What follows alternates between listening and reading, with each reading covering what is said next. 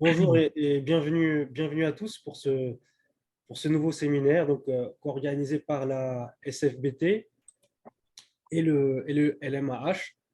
Donc, nous avons le plaisir aujourd'hui d'accueillir Évariste Sanchez Palencia, qui est chercheur émérite au CNRS et membre de l'Académie des sciences.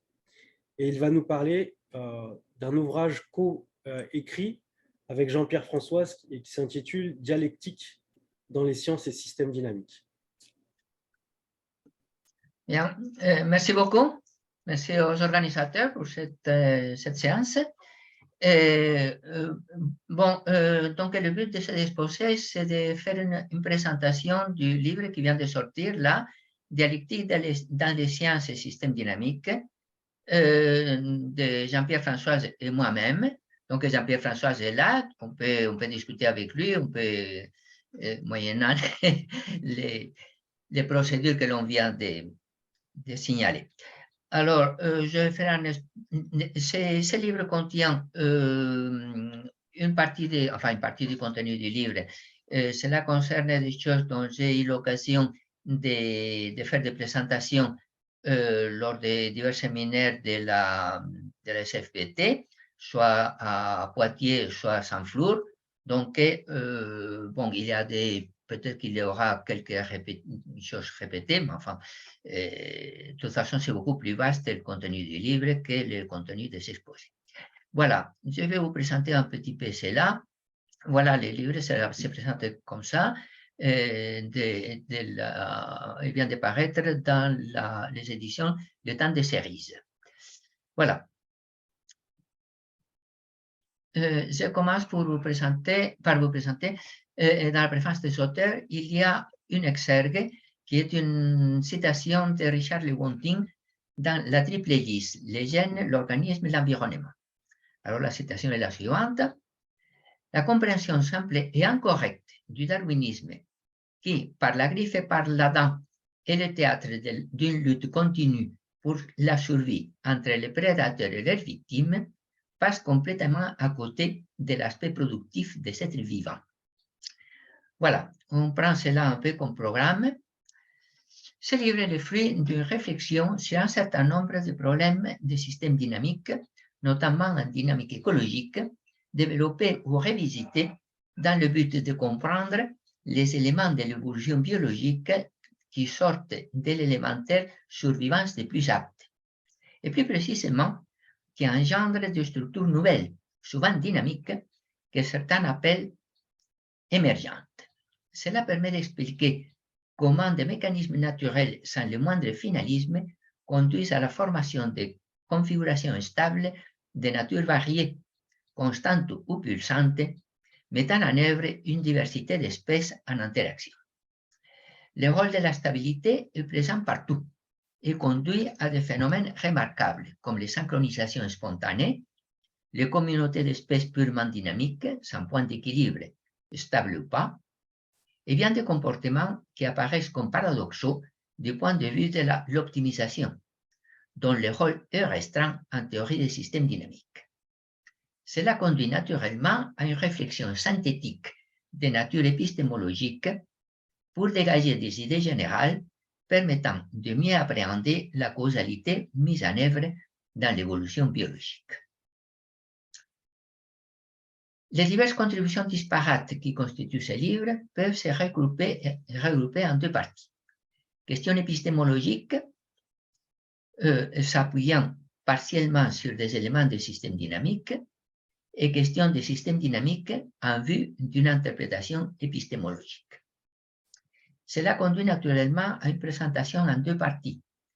Première partie, éléments d'épistémologie dialectique, EB, comment la dialectique émane des systèmes dynamiques, que l'on peut interpréter aussi bien comme une collection de propos épistémologiques, c'est la première, suivie d'un grand appendice, qui est la partie B, permettant d'en étager certaines idées, ou aussi bien comme une collection de questions des systèmes dynamiques, c'est la partie B, précédée d'une introduction A qui oriente le choix des problèmes traités. Le mode de lecture est largement ouvert, il s'agit d'un recueil et non pas d'un traité. Alors, partie A, éléments d'épistémologie dialectique. Si vous voulez, très rapidement, je vais vous montrer c'est que je me manie mal parce que je ne suis pas dans le bon. Oh là là, bon, ça fait rien. Partie A, éléments d'épistémologie dialectique. Je fais ça, voilà.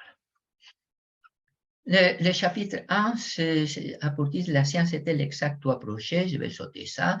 Il y a des exemples pour montrer le caractère approché de la connaissance scientifique. Puis après, il y a quelque chose sur les théories et modèles. Bon, on va entrer plutôt ici. L'épistémologie est-elle naturellement dialectique? Les problèmes d'évolution qui se posent, biologie, mécanique, économie. Le problème de prédation constitue un système relativement simple permettant d'avancer dans ce type de compréhension. S'il y a des prédateurs et des proies, il est clair que les proies peuvent vivre sans les prédateurs, état que l'on peut considérer comme optimal pour les proies, certainement pas pour les prédateurs. La présence simultanée des deux implique un avantage démographique, c'est en effet de démographie dont il s'agit, pour les prédateurs, et un désavantage pour les proies. Or, si les proies désavantagées venaient à disparaître, ce serait ensuite le tour des prédateurs de mourir de faim. C'est intéressant. Du point de vue des prédateurs, l'avantage immédiat de la consommation de proies, si celle-ci est excessive, devient désavantage différé. On doit s'abstenir de tuer la poule aux œufs d'or. Mais pour les proies, la présence des prédateurs est toujours démographiquement préjudiciable. Quelle chose peut-on essayer d'optimiser ou adapter? Ce qui est important, c'est que le temps, avec des échéances diverses, s'invite naturellement dans les problèmes qui ne dépendent nullement d'une survie de plus adaptée. La théorie mathématique des systèmes dynamiques, ou système d'équations différentielles ordinaires, dont il sera largement question dans la partie B, ne concerne pas l'optimisation d'une propriété. Elle peut être compatible éventuellement avec l'optimisation d'une propriété, mais ce n'est pas absolument pas nécessaire. Elle concerne la répétition systématique de certains types de comportements. Ces types de comportements opèrent souvent pendant des temps infinitésimaux. Dans ces cas, plutôt qu'une répétition, il s'agit d'une suite continue. Cela met en œuvre fondamentalement les concepts de stabilité et l'attracteur, ce qui permet dans certains cas de comprendre la construction des systèmes complexes stables, lesquels ne sont pas nécessairement statiques, présentant souvent des comportements périodiques ou même apériodiques. Je vais sauter ça.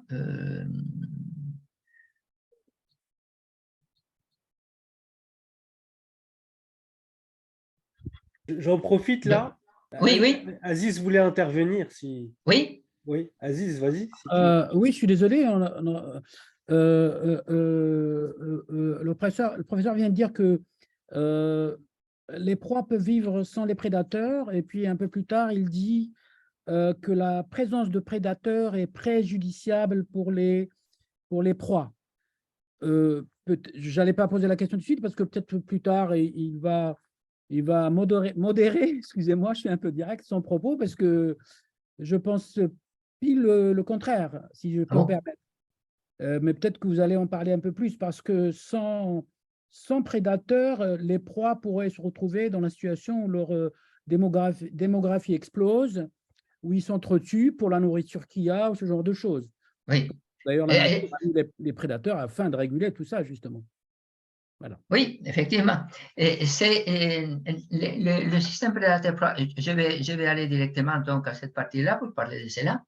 Les systèmes de prédateurs dont nous parlons, ce n'est pas le système classique de Lotka-Volterra. Il y a deux différences fondamentales. C'est une que les proies, on considère que l'on à leur tour leur substrat, leur subsistance, et que ces subsistances sont limitées de façon à ce qu'il y ait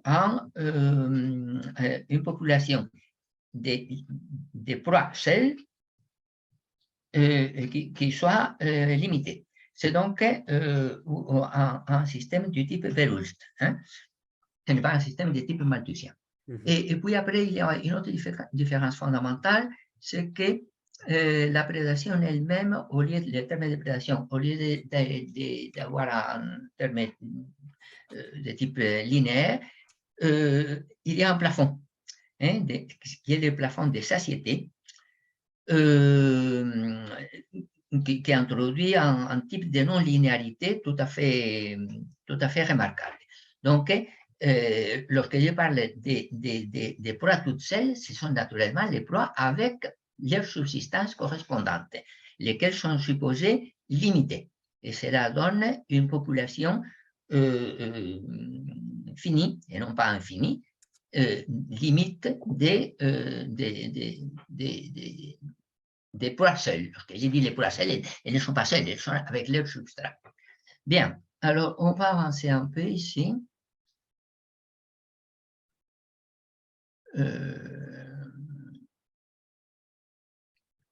Première notion sur la dialectique, son rapport avec la causalité différée et les systèmes dynamiques.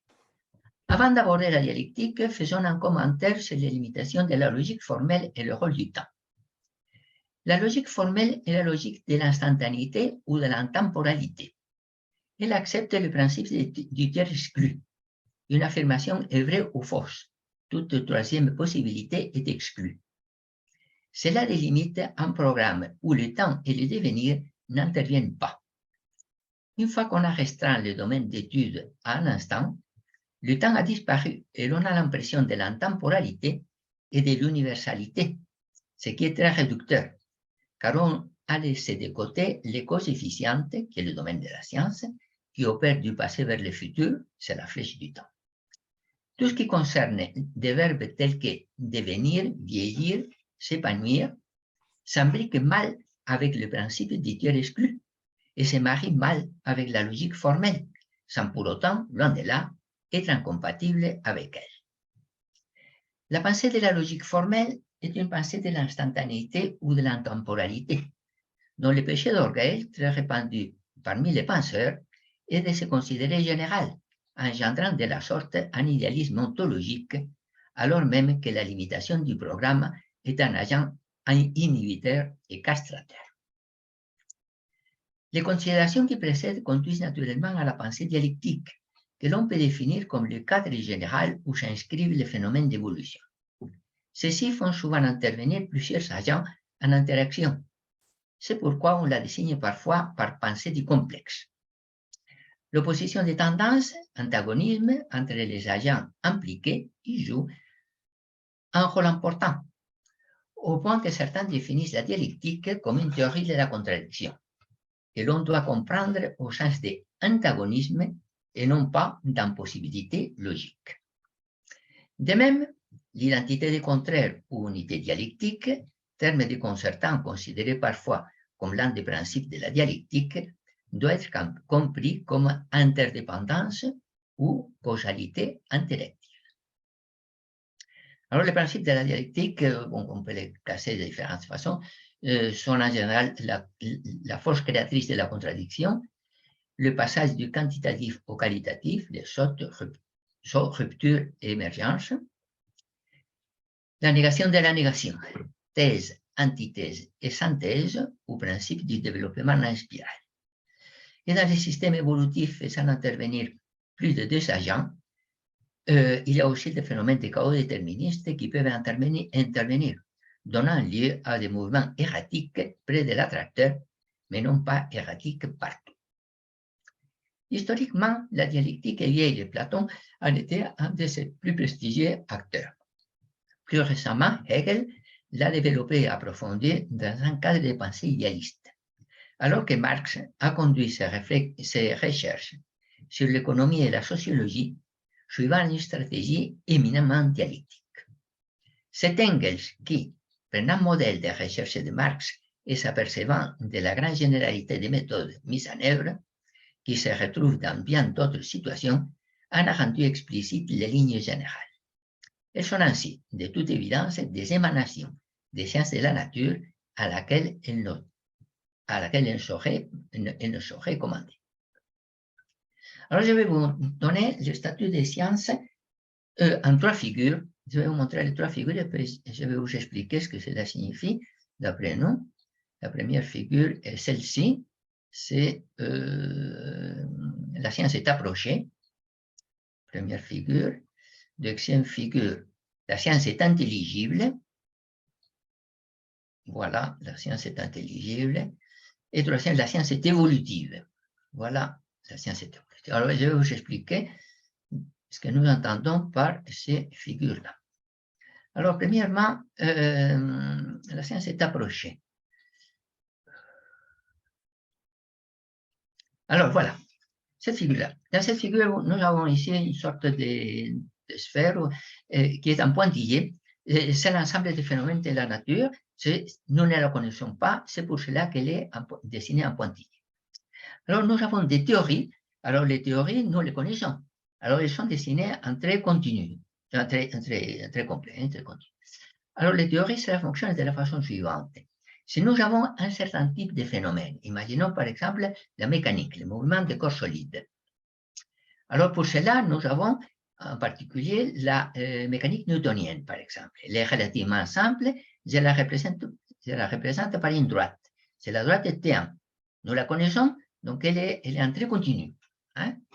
Alors, nous voyons qu'elle coïncide sur le point P, c'est par exemple le mouvement des corps solides au repos, c'est-à-dire lorsque la vitesse est nulle. Nous avons des choses qui sont très exactes.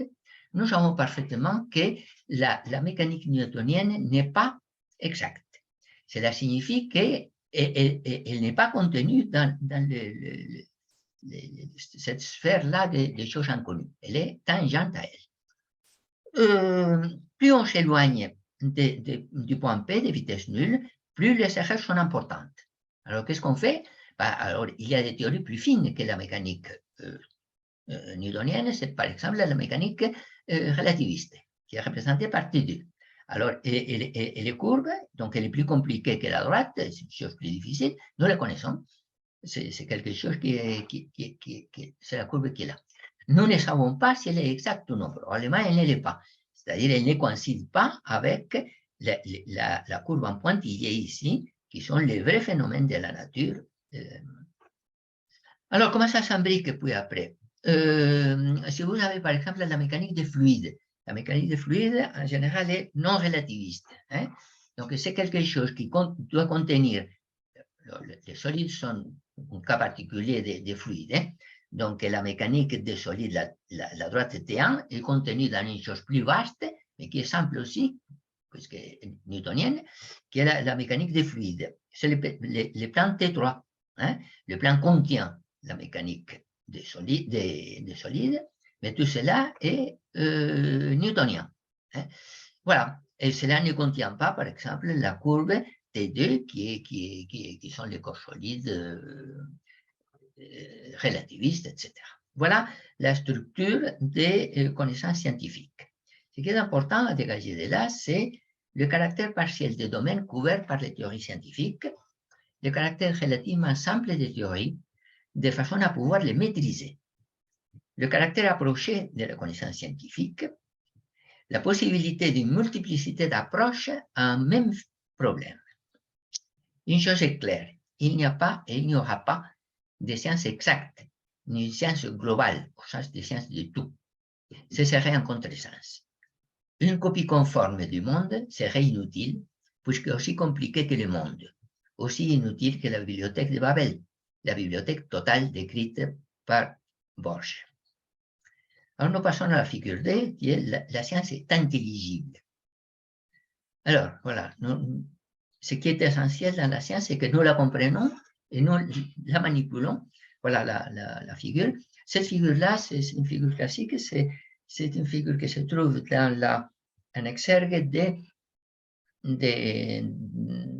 l'homme et la terre. C'est l'œuvre posthume d'Élisée Reclus, 1905.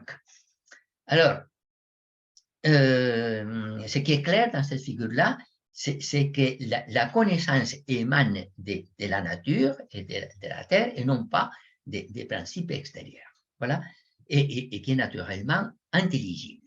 C'est fondamental que la science soit intelligible, c'est une de ses prérogatives naturelles. Et la troisième figure, que la science est évolutive. La science évolutive, c'est représenté de cette façon-là, qui est inspirée par la description de la recherche par Jacques Hadamard, qui concernait les mathématiques, mais nous pensons que cela s'applique à toutes les sciences. Nous avons ici trois figures. Cette figure se compose de trois figures, petit a, petit b, petit c. La petite a, c'est comment fait-on la recherche. Nous avons les connaissances acquises qui sont ces choses-là. Ce sont les points qui sont là. Ce sont des petits disques noirs et qui ont des entailles. Ces entailles sont leur imperfection. Elles ne sont pas parfaites, comme nous avons dit, ce sont des choses approchées. Et il y a des interrelations. Hein? Donc, il y a une sorte de triangulation là qui relie. Il y a des relations au moins de compatibilité, au mieux de causalité, qui relient les connaissances acquises. Lorsqu'il y a une nouvelle connaissance, on essaie de la comprendre, c'est-à-dire de la relier à ce qu'on connaît. Alors, il y a ces lignes en pointillés qui sont les tentatives de liaison. Hein?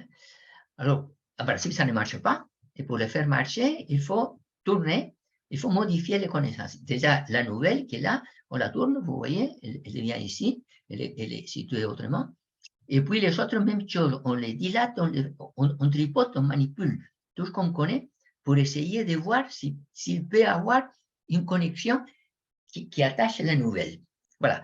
Alors la partie B, la figure B, c'est ce qu'on appelle l'étape qu'on appelle les Eureka, c'est l'illumination, où l'on voit, où l'on entrevoit, disons, la possibilité d'une relation causale ou de compatibilité de nouveaux éléments avec les éléments que l'on connaît. D'accord?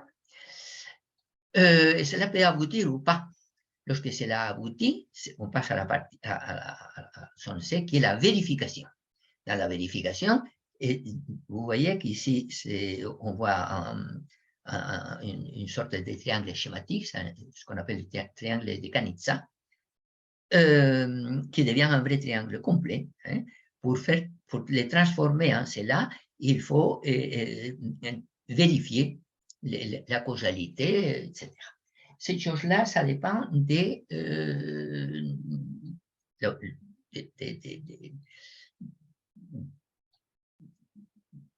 chapitres de la science dans lesquels on se trouve. Par exemple, en mathématiques, ce sont des démonstrations.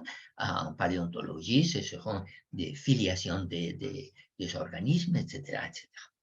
Et bien entendu, il peut très bien arriver que l'on ne puisse pas passer de B à C. Alors on dit qu'on reste là, et alors on dit que c'est une conjecture au lieu d'un résultat, ou bien il peut arriver que l'on démontre l'impossibilité de passer à la vérification. Et alors on considère que la conjecture est fausse.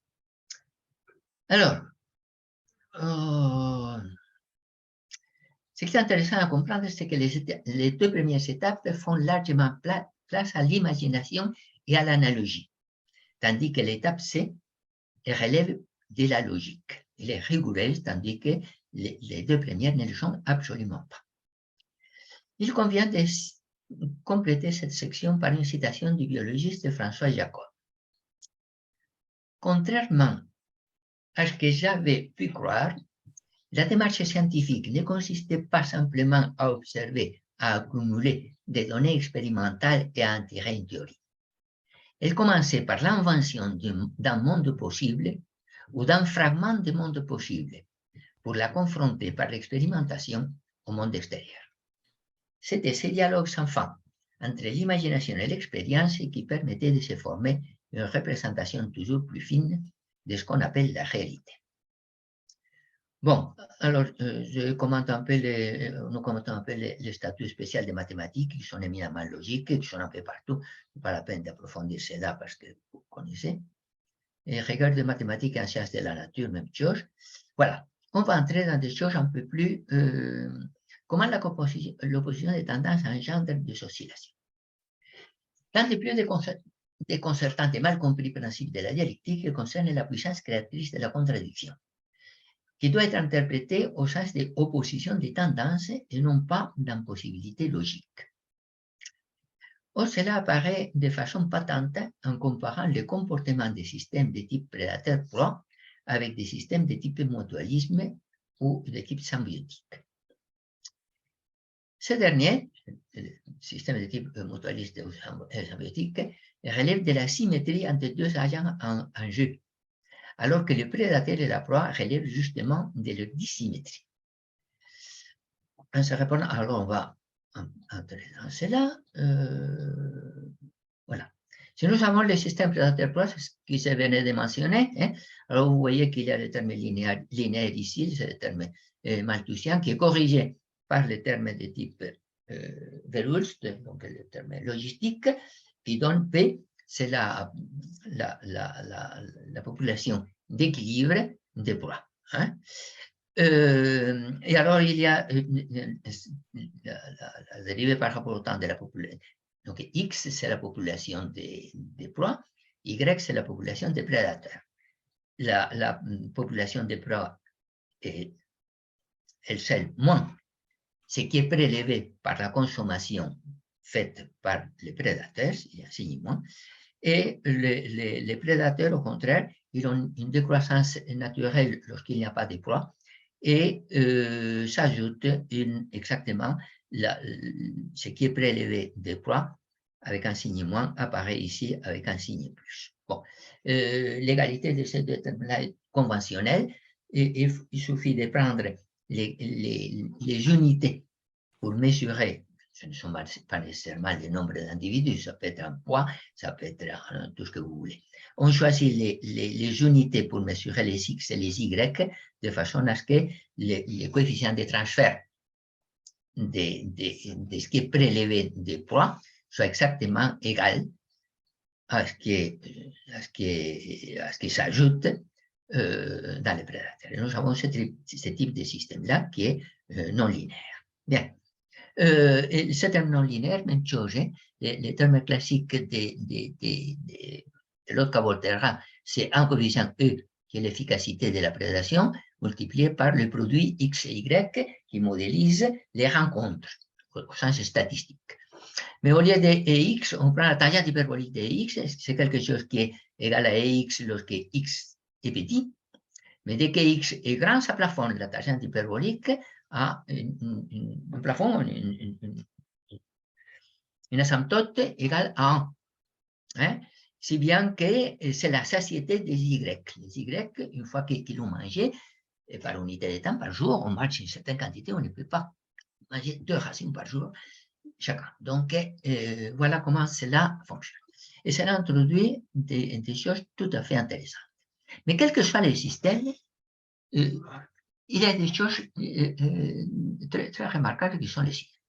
Imaginons qu'il y ait un point d'équilibre dans le plan XY, qui soit un point d'équilibre des proies et des prédateurs. C'est un point d'équilibre, nous ne savons pas s'il est stable ou non, ça peut être tout ce que vous voulez. Comment les trajectoires du système dynamique vont s'arranger dans un voisinage de ce point-là? Alors, on voit immédiatement, c'est très facile à voir, que si par ces points d'équilibre, je trace l'horizontale et la verticale, et je me situe, par exemple, à droite, sur l'horizontale.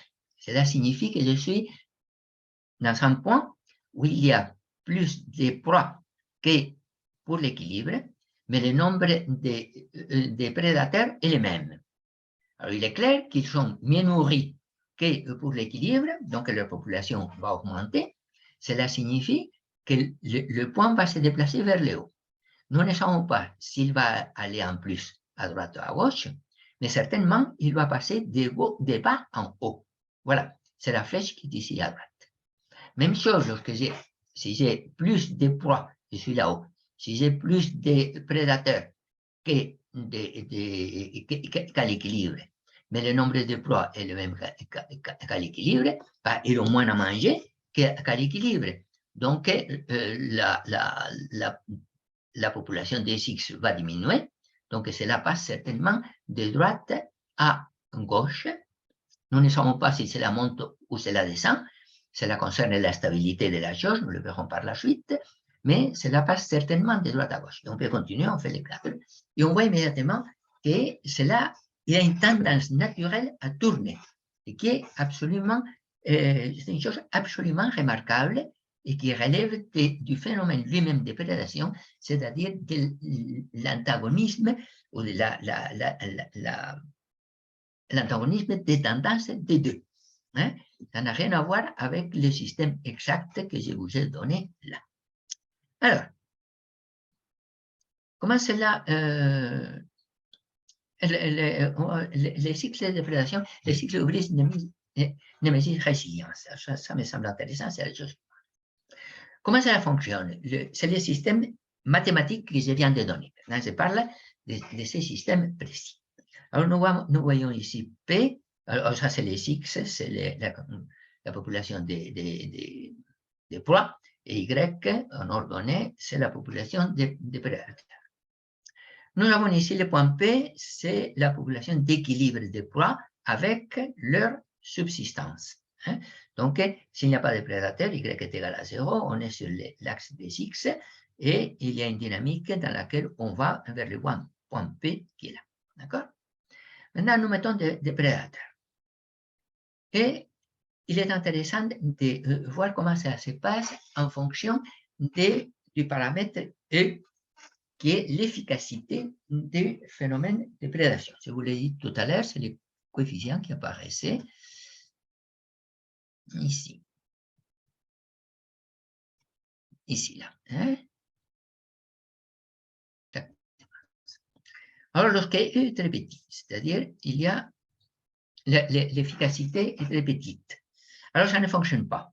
Hein?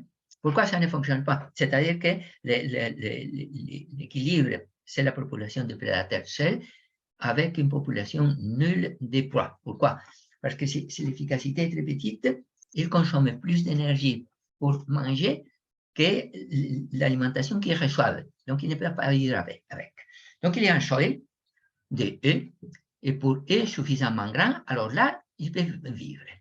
Et on a une certaine population, un certain point d'équilibre qui se situe quelque part par ici. Et plus l'efficacité est grande, plus ce point d'équilibre, qui est un point d'équilibre stable pour l'instant, se déplace vers le haut et vers la gauche. Ça, c'est tout à fait naturel, parce que plus l'efficacité du processus est grande, naturellement, c'est un avantage pour les prédateurs qui peuvent se nourrir du mieux. Et par contre, c'est mauvais pour les proies qui sont consommées d'une façon plus efficace, c'est-à-dire sont consommées en plus grand nombre. Donc, le point d'équilibre se déplace en montant et en descendant au fur en montant et en allant vers la gauche au fur et à mesure que l'efficacité est plus grande. Mais puis après, tout ce point-là, ça se déplace le long d'une parabole qui est ici et qui aboutit à l'origine. Lorsqu'on arrive à A, à l'approche de A, il commence à fonctionner, enfin, la non-linéarité des choses, qui consiste en ce que plus l'efficacité est grande, la consommation de proies est tellement importante que c'est ce qu'on appelle exactement tuer la poule aux œufs d'or. Hein? Donc, et ça commence à être beaucoup moins efficace, l'augmentation de l'efficacité. On arrive au point A, qui est l'apex de la parabole. Ça, c'est le maximum que l'on peut obtenir. À partir de là, jusqu'ici, c'est ce qu'on appelle le mode normal. Au-delà de A, entre A et O, c'est le mode paradoxal. C'est le mode dans lequel plus on consomme, moins plus petite est la population des prédateurs que l'on peut faire vivre. Pourquoi? Parce qu'on consomme tellement vite que le nombre de proies est très petit aussi, et il ne permet pas de nourrir les prédateurs. Hein. Donc, à partir de A, si je continue d'augmenter le paramètre E, c'est-à-dire l'efficacité de la prédation, voilà ce qui se passe, on se déplace ici. Alors, naturellement, jusqu'à maintenant, tous les points qui sont là, dont je parlais, ce sont des points d'équilibre stables. Donc, on peut partir de n'importe pour chacun d'eux. Ici, par exemple, je peux partir de n'importe où et on aboutit là. Mais on aboutit en général, comme je vous dis, toujours en tournant dans le sens que je viens de dire. Ça, c'est inhérent à la prédateur-proie pour les raisons générales que je vous ai données tout à l'heure. Et plus on se déplace vers la gauche, c'est-à-dire plus E est grand, plus l'amplitude de ces oscillations est grande. Jusqu'à ce qu'il arrive à un moment dans lequel le point d'équilibre devient instable. La trajectoire, au lieu d'être une spirale qui converge vers le point d'équilibre, c'est une spirale qui se dilate à partir du point d'équilibre. Hein? Donc, le point d'équilibre devient instable, c'est une bifurcation des points carrés Andropov, et le point d'équilibre existe toujours, mais il n'est pas attracteur. Ce qui est attracteur, c'est un cycle stable autour. Hein? Lorsqu'on s'est déplacé suffisamment, ici, il y a un point d'équilibre qui n'est pas dessiné et qui ne nous intéresse pas, parce qu'il n'est pas stable, et ce qui est stable, c'est un cycle, qui est celui-ci. D'accord? Et vous pouvez, comme avant, on peut partir de n'importe où, et alors on converge vers ce cycle-là. Si on est dehors, on tourne autour en approchant du cycle. Si on est à l'intérieur, on tourne en s'approchant du cycle par l'intérieur. D'accord? Et plus on déplace, on continue d'augmenter l'efficacité, le point d'équilibre qui n'est pas dessiné se déplace encore vers la gauche et le cycle devient de plus en plus grand. D'accord? Et toujours de la même façon. Et lorsque E est très grand, alors on approche de l'origine, ici, et le cycle est très grand. Et le cycle, au lieu d'être plus ou moins elliptique, comme au début, prend une forme d'un triangle curviligne. Ce triangle curviligne est formé, enfin il approche, de toute façon c'est une courbe, hein, mais il approche d'un triangle curviligne dont les côtés sont l'axe vertical, l'axe horizontal, et ici une certaine courbe que l'on peut dessiner assez facilement, on peut calculer facilement avec le système d'équations, qui est la courbe limite. Bien. Alors, qu'est-ce que cela veut dire? Eh bien, lorsque nous avons une efficacité très, très grande, donc le cycle est tel que je viens de le dire, mais qui a précisément cette forme-là. Et donc, elle approche de la population d'équilibre par ici, elle approche de 0 ici et là. Alors, il est utile de distinguer les trois côtés du triangle. Alors, les trois côtés du triangle sont les côtés de montée, qui est le côté que j'appelle H, comme hubris, et puis après il y a la descente. Et ça consiste en quoi? Ça consiste en que on a consommé tellement de proies qu'il n'y en a plus, donc les prédateurs n'ont rien à manger, donc ce sont eux qui commencent à disparaître. Alors ça c'est la némésis, hein? Et on arrive près de l'origine, c'est-à-dire qu'il y a très peu de proies et très peu de prédateurs. Et à ce moment-là, les prédateurs, comme il y a les proies, comme il y a peu de prédateurs, ne sont pas très consommés, donc ils commencent à utiliser à nouveau leurs ressources, et donc ils commencent à reproliférer, c'est ce qu'on appelle la résilience, hein, de façon à venir à nouveau à point de départ, et cela ça se répète de façon périodique indéfinie. Alors, H, donc le H, c'est hubris et HNR, donc c'est le triangle HNR. H, c'est hubris c'est la démesure.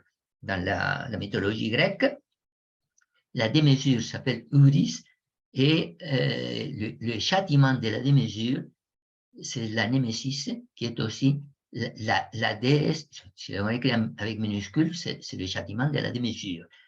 Et si on l'écrit avec majuscule, c'est la déesse Némésis, qui est celle qui châtie la démesure, c'est la Némésis. Donc voilà, il y a des choses tout à fait qualitatives dans la structure des cycles lorsque l'efficacité est très grande. Et puis après, il y a la résilience. Alors, il est curieux que la résilience, c'est la résilience de quoi? De toute évidence, c'est la résilience des proies, hein, puisque ce sont les proies qui commencent à proliférer.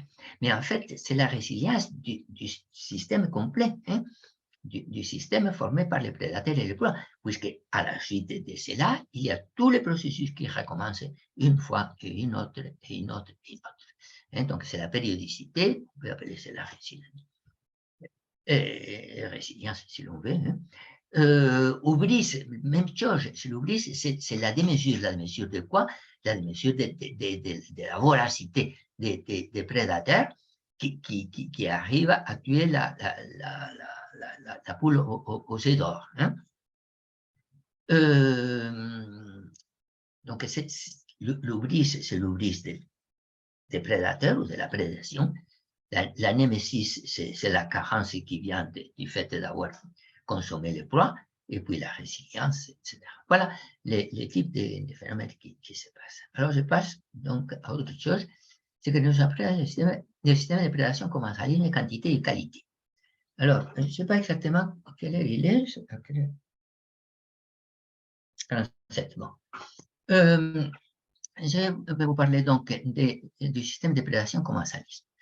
On peut modifier ces systèmes-là en faisant que le K, c'est ce qu'on appelait P avant, hein, on a changé la notation K, c'est la population d'équilibre de Russell.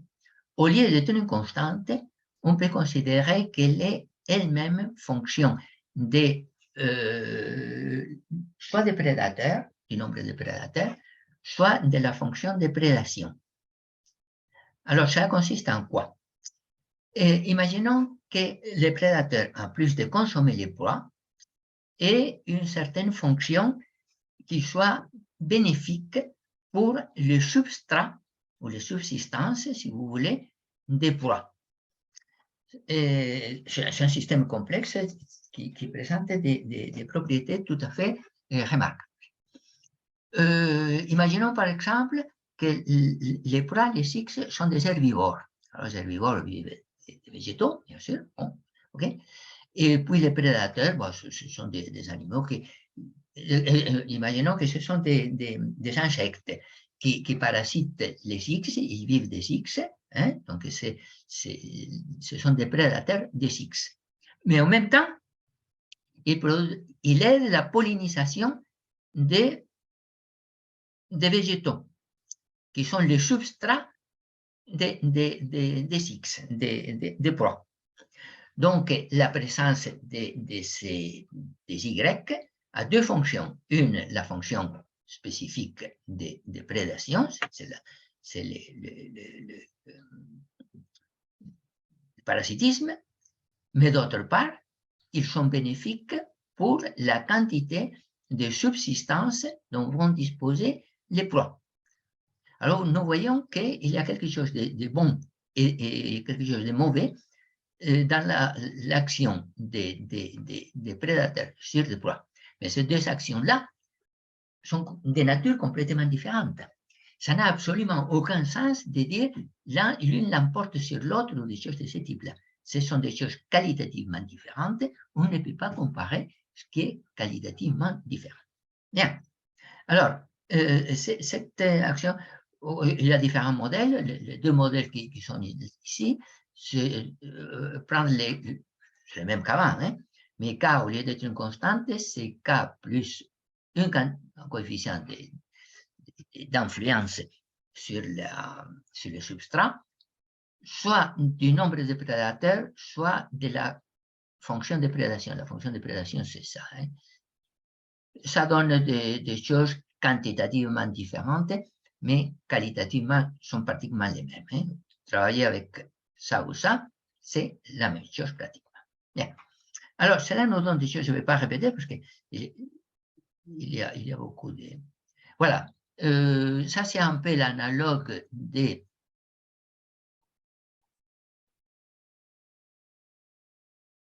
analogue de ça, hein, de s'enrouler là. S'enrouler là. Vous voyez que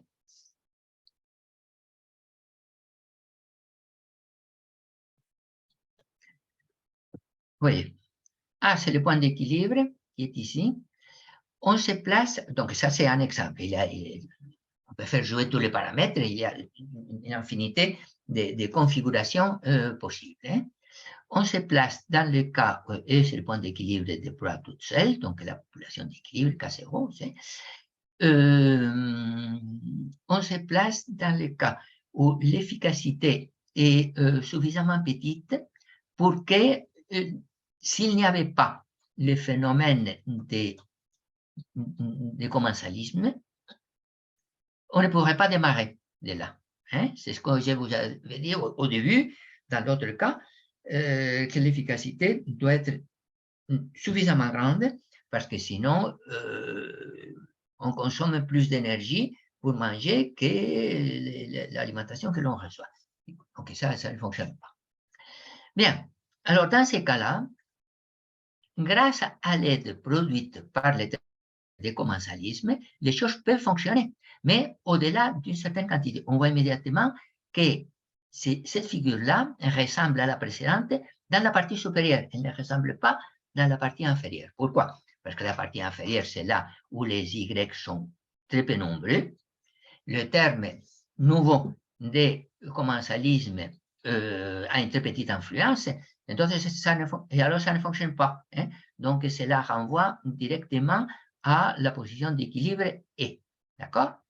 Tandis que si l'on est dans la région avec Y suffisamment grand, à ce moment-là, on a des choses qui ressemblent tout à fait au précédent.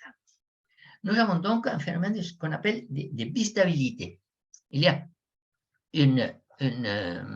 a deux bassins d'attraction et deux attracteurs. Un attracteur élémentaire qui est le point d'équilibre E et un autre qui est le point d'équilibre A. D'accord? Il y a aussi un point d'équilibre qui est instable, qui est le S, qui est en col. Hein? Et ici, on a la variété stable de ces cols. C'est précisément la ligne de partage des eaux qui sépare les bassins d'attraction de l'attracteur A du bassin d'attraction de l'attracteur E. D'accord? Voilà comment les choses se passent. Bien. Et l'on peut multiplier les cas et les exemples, etc. Ce qui est intéressant, c'est voir qu'est-ce que devient le cycle HNR dans le cas qui nous occupe, lorsqu'en plus, il y a le terme de commensalisme. Alors, cela donne la chose suivante. Ici, nous avons E, c'est le point d'équilibre des proies toutes seules. Donc, nous avions avant ici quelque chose qui était donc le phénomène pour efficacité très grande, lorsque E est très grand. Nous avions ici un cycle qui était plus ou moins triangulaire, ici, le triangle allant de O à E, et puis après quelque part par ici, etc. Alors, dans le cas qui nous occupe, là, avec le nouveau terme de commensalisme, ce triangle curviligne est complètement gonflé, hypertrophié. On reconnaît la partie H qui est ici, hein, qui est l'essor des prédateurs avec la destruction massive des proies. Il y a la némésis qui est la destruction ultérieure des prédateurs et la résilience qui est la reprise démographique des proies. Hein? Mais HNR, dans ces cas-là, dans le cas qui nous occupe, est précédé de cette partie-là, que j'appelle G, pour la raison que je vais vous dire tout à l'heure, qui est un essor de 2. Hein? Cela commence par profiter aux 2. Ça se comprend. Hein? Lorsqu'on part ici, plus et on a une grande efficacité, très rapidement, on arrive à avoir le nombre de prédateurs qui produisent l'aide suffisante pour que le système fonctionne. Donc, cela profite à tout le monde. Et c'est après que l'on commence à avoir les phénomènes tout à fait analogues aux précédents de hubris, némésis et résilience. Alors, ça s'appelle G pour la raison suivante. Ces modèles-là, le modèle de prédation commensalisme, dans lequel, je vous le rappelle, il y a une prédation. Les prédateurs ont deux actions. Une consommation des proies, mais aussi un accroissement des subsistances des prédateurs. Alors, on peut l'utiliser avec des modifications importantes et avec une mise en œuvre correspondante pour faire un modèle de l'économie capitaliste globale, dans lequel X est la population, d'accord, et Y est le capital investi, le capital investi dans l'économie correspondante, d'accord, qui a deux actions, une action de prédation du travail, puisque ce sont les personnes qui travaillent et non pas le capital, mais le capital, d'autre part, de par son activité, permet qu'il y ait des conditions dans lesquelles la population peut fonctionner, peut subsister de façon beaucoup plus importante que s'il n'y avait pas d'activité économique. D'accord? Voilà les deux types d'actions. Lorsqu'on fait cela, on a exactement ce type de... Tout ça est expliqué, c'est le chapitre 9, si je ne me trompe pas. On retombe dans ce type de choses-là. Et alors, G, c'est pris... Alors, ça, ce sont des cycles qui apparaissent donc naturellement dans l'économie lorsque on a une grande efficacité. Alors, qu'est-ce que c'est G? Ben, c'est tout simplement, c'est la période dans laquelle il y a un essor de la population qui peut vivre du système et du profit des capitales qui augmente, c'est le capital investi. Et ça rappelle tout à fait ce qu'on appelle les 30 glorieuses. Hein? Donc, G, ça vient de gloire des glorieuses, les 30 glorieuses. Hein? Donc, au lieu d'avoir HNR comme avant, nous avons dans ces cas-là GHNR. Hein? Et c'est gloire, les glorieuses, puis après, l'ubris, qui est l'essor du capitalisme au détriment de la population, puis après la chute globale, c'est la crise, hein, qui est la némésis, et puis après, une fois que les deux sont pratiquement réduites, ben, il y a la résilience, et tout cela recommence. Naturellement, cela pose le problème de la validité des modèles. Il est clair que si nous sommes dans un problème d'économie, par exemple, il est absurde de penser que cela va se passer de cette façon-là, parce qu'une fois que c'est ici, les choses vont changer complètement, si on est là-haut, il y aura soit une révolution, soit une crise, il y a quelque chose qui disloque complètement le système. Donc ça, c'est bien entendu ce qui se passe, plus exactement, ce qui se passerait de façon périodique si nous avions un système de cette forme-là qui est donné une fois pour toutes et on ne bouge pas. Bien entendu, les choses ne sont pas comme ça dans l'économie. Voilà. Voilà, bon, je ne sais pas quel heure il est. Je regarde. Ah, il est 6 heures. Je crois que ça serait plus ou moins temps de m'arrêter. Alors, je passe très rapidement le système sans point d'équilibre. Je vais faire cela en quelques minutes parce que ça me semble important. J'avais fait des exposés là-dessus à Saint-Flour, autant que je me souvienne.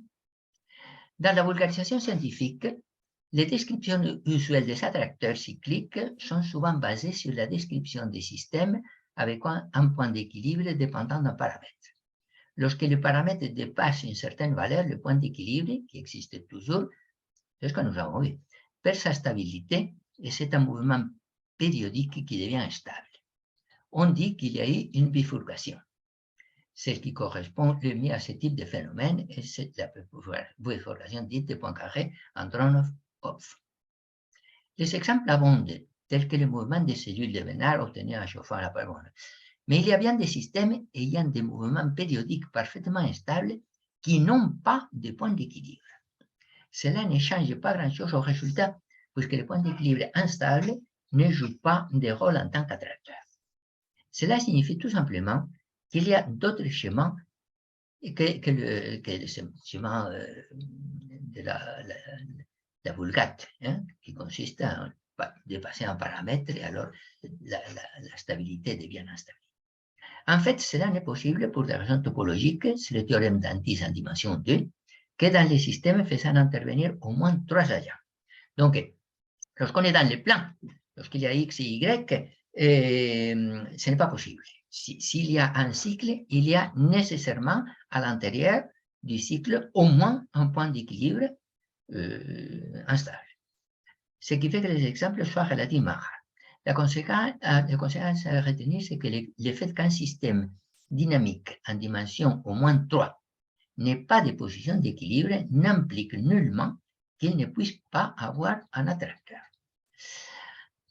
Un exemple remarquable est le système de 2 espèces de prédateurs et d'une proie.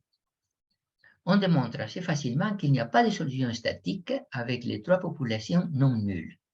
On a pensé longtemps que leur coexistence était impossible, ce qui constituait le principe d'exclusion compétitive, reconnu de nos jours comme faux. Il y a pourtant, dans certains intervalles de paramètres, un attracteur cyclique, évidemment stable. Et il n'y a pas de point d'équilibre, ni stable ni instable. Mais on est en dimension 3. C'est un des exemples les plus remarquables des capacités de coexistence des espèces dans des situations apparemment impossibles. La coexistence impossible dans un cadre statique devient possible lorsque les paramètres, notamment efficacité de prédation, sont tels que l'attracteur est dynamique. On peut expliquer le phénomène en réalisant que les cycles offrent bien plus de possibilités que les points pour compenser entre les diverses régions, les avantages et inconvénients démographiques des prédateurs. Bien. Comment ça se passe? Voilà un schéma, ça c'est schématique. Quelle est la structure de l'approche à la... Donc, nous sommes en dimension 3, il faut voir cela dans l'espace, hein, et nous avons un attracteur qui est un cercle. Hein. Ça tourne, je n'arrive pas à les... Ces cercles-là. Hein. C'est ça l'attracteur. Et l'approche, on peut partir de là pour quel point de l'espace, l'approche se fait en tournant en spirale et en se déplaçant le long d'ici. Hein. Je ne sais pas si vous le voyez. Ici, on fait le tour. Ici, par devant, on passe par derrière, on passe par devant, ensuite derrière, etc. On spirale autour du cercle. Et puis, on revient naturellement au même point. Mais lorsqu'on revient, les tours de spirale sont beaucoup plus courts. Hein? Donc, on commence de façon très évasée, comme une sorte de cône, un cône qui se tournerait, et la pointe se remet sur elle-même, se remet à l'intérieur du cône lui-même. Voilà. Je ne sais pas si cela se voit, il faut réfléchir un peu, et c'est très facile à comprendre, ce type de choses-là. Alors, une telle structure n'a aucun point d'équilibre. Hein?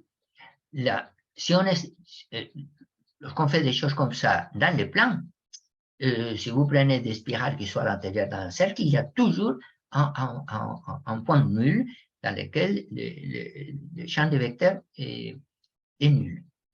Il est impossible dans le plan, pour des raisons topologiques, c'est le théorème d'indice, théorème de l'indice dans les plans, qui dit que c'est impossible. Par contre, en dimension 3, c'est parfaitement possible, il n'y a aucun point d'équilibre. Vous voyez, tous les points du disque là sont traversés derrière vers avant. Bien, voilà, toutes ces choses-là sont stabilité versus opération. Bon, Alors, je crois que j'ai pris suffisamment de temps. Je crois que je peux m'arrêter. Si vous avez des commentaires et des questions, nous sommes là tous les deux, Jean-Pierre Françoise et moi. Voilà. Merci. Merci beaucoup. Merci beaucoup cet exposé très riche avec beaucoup d'explications philosophiques, biologiques sur les phénomènes. Donc, s'il y a des questions, oui, on peut prendre les questions.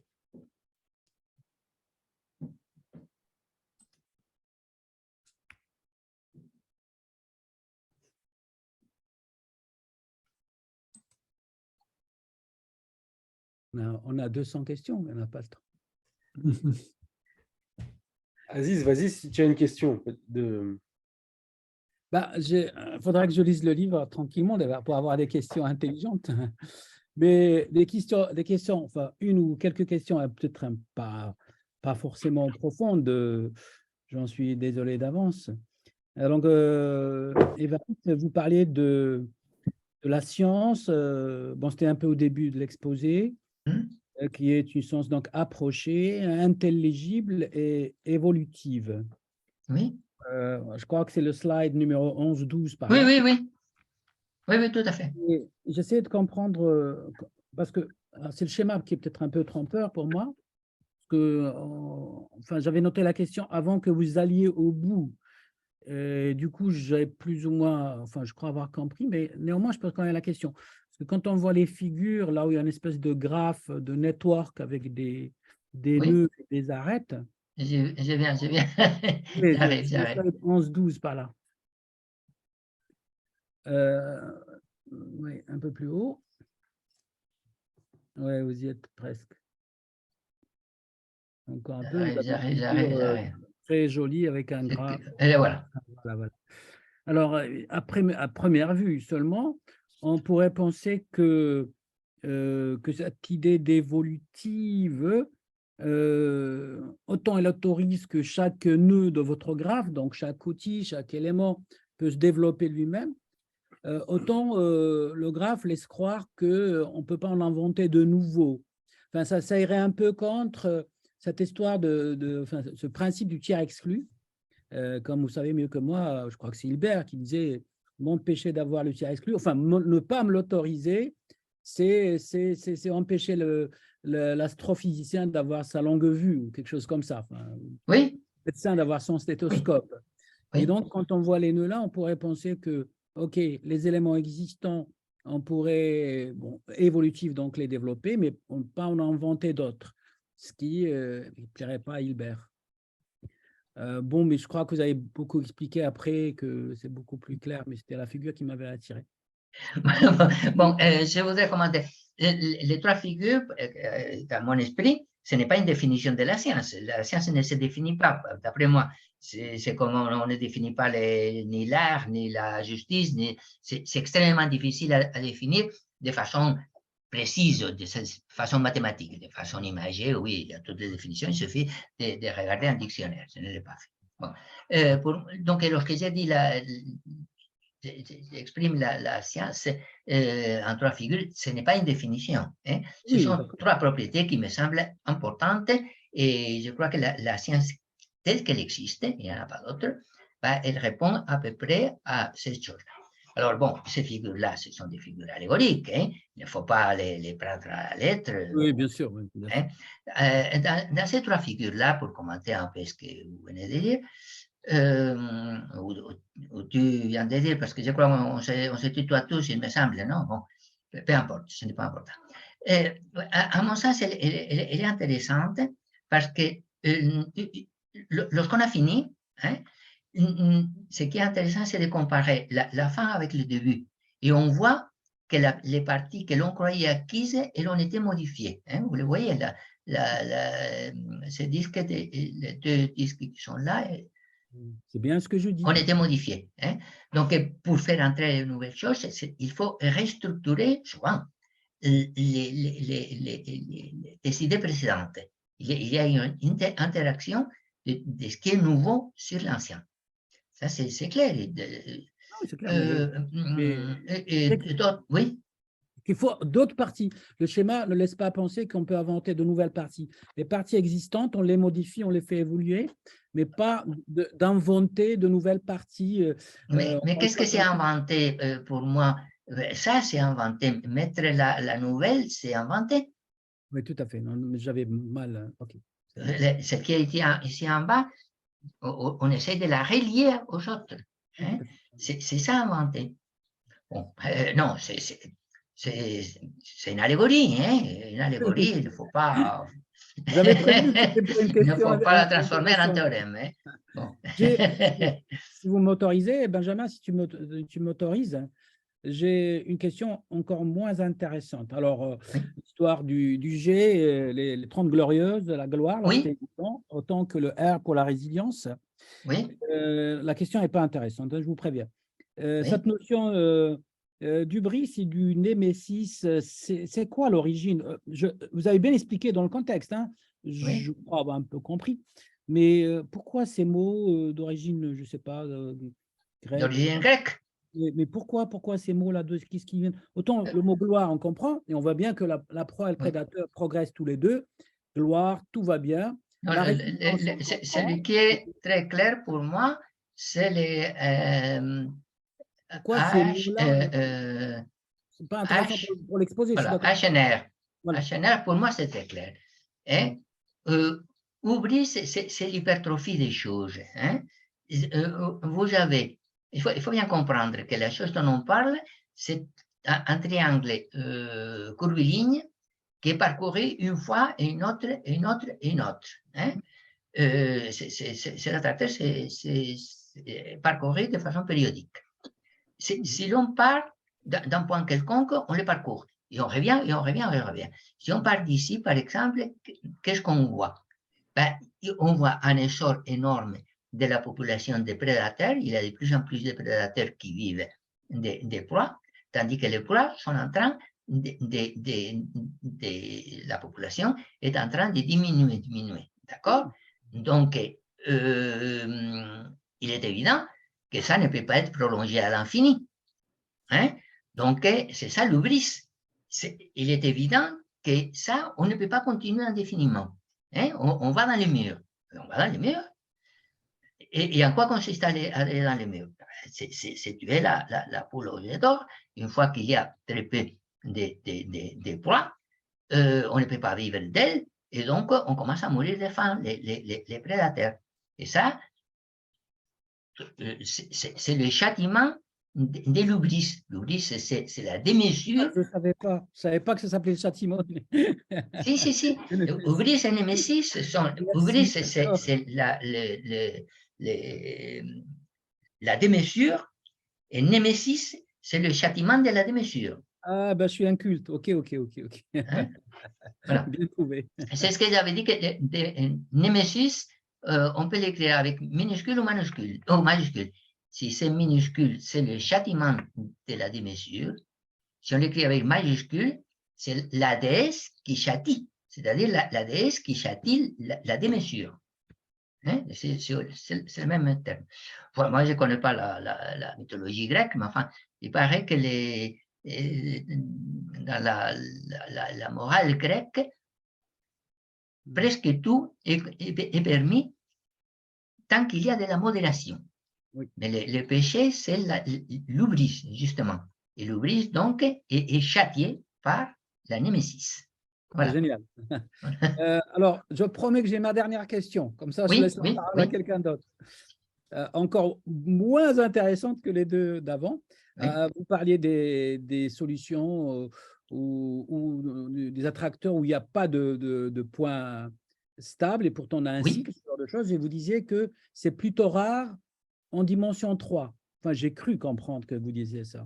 Non, c'est impossible en dimension 2. Bien sûr, on est absolument d'accord en dimension 2. En dimension 3. En dimension 3, non, ce n'est pas rare. Il y a pas mal d'exemples. Hein? Il y a pas mal d'exemples qui se trouvent dans les livres. Il y a un chapitre là-dessus. Donc, ça, c'est pour montrer un schéma. Mais il y en a d'autres. Hein? Il y en a pas mal. C'est pas rare, on est d'accord. Ok. Il y en a pas mal qui se trouvent dans les livres. Vous avez dit rare, donc je me suis dit. Oh, peut-être que j'ai dit rare, oui. M'échapper, mais en fait, non. Non, On alors, voit bien le est-ce que c'est soleil, rare ou la non? terre et la Je lune. n'en sais rien. Je n'en sais rien. Hein. Un Alors, pas un prédateur, un super prédateur. il doit en avoir pas mal parce qu'il y a quand même un phénomène de contagion qui est la chose suivante. Si on a un système en dimension 3, par exemple, un système en dimension 3 sans point d'équilibre, et on fait les produits cartésiens avec un autre système quelconque, qui est ou qui n'est pas des points d'équilibre, alors le total, lui, il n'a pas de point d'équilibre. Et il y a quand même un attracteur.